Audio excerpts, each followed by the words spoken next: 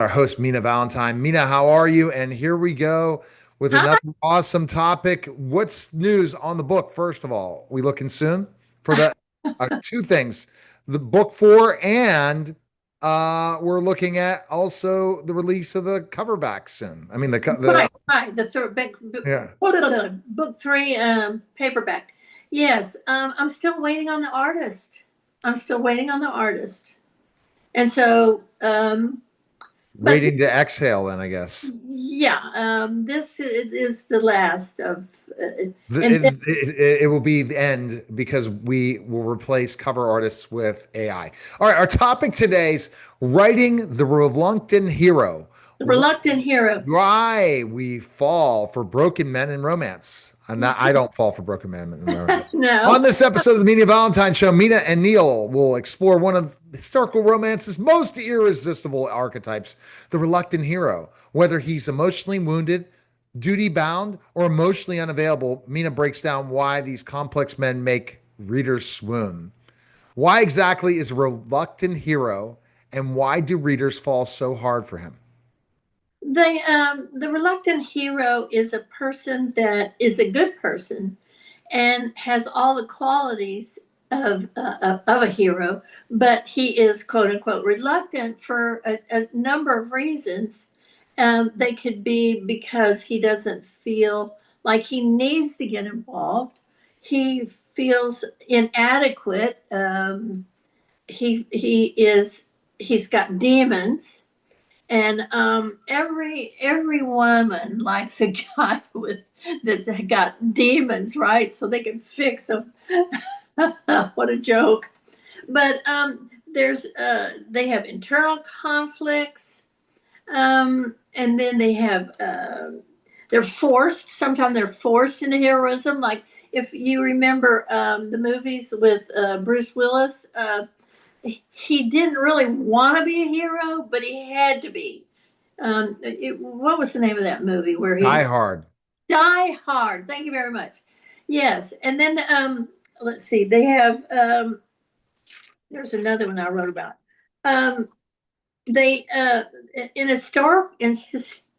historical romances, the character may be afraid to step out of the norms, because everything they were also restricted at that time, and for a man to step out of the role that he had in order to save the woman or fall in love or any of those kind of things, then he had to make a decision. It, and that decision is what caused the dilemma. Do I do I do I do this? Do I go against Norse? Do I go against my family? Do I go against my fears to do this? And so that makes for a great story. Totally Um, does. Yeah. yeah, it makes for a great story. And then if you look at the characters, like internal conflicts, they have self doubts or they're afraid. Um, and my character in the third book that we were just talking about earlier before we went on air, um, John, he loves Stevie. He adores her. He has fallen in love with her before he ever even met her. And seeing her just reinforced his feelings for her. But he kills his father, and that is the worst thing you can do.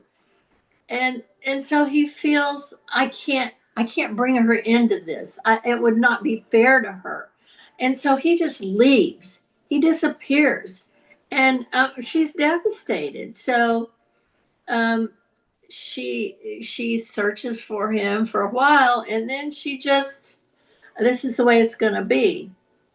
Um, and then the rest of the story goes on. And then there's people like they feel like they have obligations, and so their obligations hold them back from falling in love with. And with Fred in book two, the Marquis meets his match. Margaret adores him, he kind of, he likes her, but he has obligations and he's not ready to settle down. He still wants to go to the men's clubs and do all that sort of thing, you know. Right.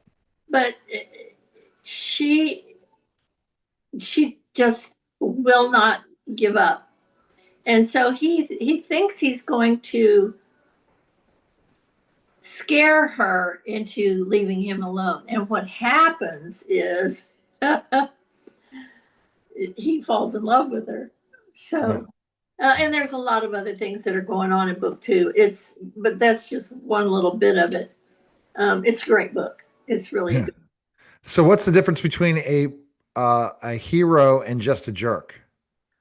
Oh well, a hero he can be a brooding. His motivation can be what am I trying to say? He's driven by troubles. He's driven. He can have a traumatic past, or he's got responsibilities, or he struggles with inner demons. He feels isolated, misunderstood. So he's reserved. He's very standoffish. But his core qualities are good. He's a good guy. And so if you write that character correctly, then the reader has feelings for this person because they see that he's tormented.